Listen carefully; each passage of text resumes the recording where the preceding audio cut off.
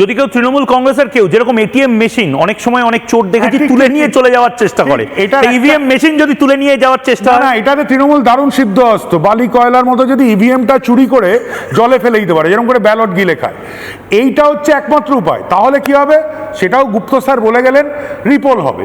কিন্তু কোনোভাবেই যেটা ভয় দেখানোর জন্য হিন্দুদের, বিজেপিকে ভয় দেখানোর জন্য যেগুলো বলছে ইভিএম বদল করা হচ্ছে, ইভিএম হ্যাক করা হচ্ছে, রাহুল গান্ধী এসব বলছিলেন, সুপ্রিম কোর্টে গিয়ে রজত মুন্না ক্লিয়ার করে বলে দিয়েছিলেন এসব শিশুসুলভ কথা বলবেন না, এতে হিন্দুদের দুর্বল করা হচ্ছে মানসিকভাবে। বিজেপির প্রত্যেকটি কর্মী, প্রত্যেকটি সমর্থককে বলতে চাই, কোনো ইভিএম হ্যাক সম্ভব নয়। এই প্রযুক্তি ভারতবর্ষের দুটো কোম্পানি তৈরি করেছে, তার নাম হচ্ছে ভারত ইলেকট্রনিক্স লিমিটেড ব্যাঙ্গালোরের এবং হায়দ্রাবাদ ইলেকট্রনিক্স কর্পোরেশন। এই দুটোর জায়গায় সম্পূর্ণ দেশীয় আত্মনির্ভর প্রযুক্তিতে তৈরি হয়।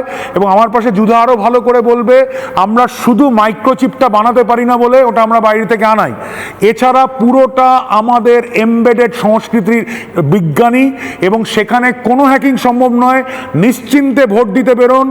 এই মুহূর্তে প্রথম ফেজের ভোটে সরকার হেরে ভূত হয়ে বসে আছে। আপনাদের যাতে ভয় দেখানো যায়, ভয় পাওয়ানো যায় কাউন্টিং এজেন্টদের, দ্বিতীয় ফেজের পোলিং এজেন্টদের, সমর্থকদের, ভোটারদের, এই কায়দা বলছে খেলা হবে, খেলা হয়ে গেছে।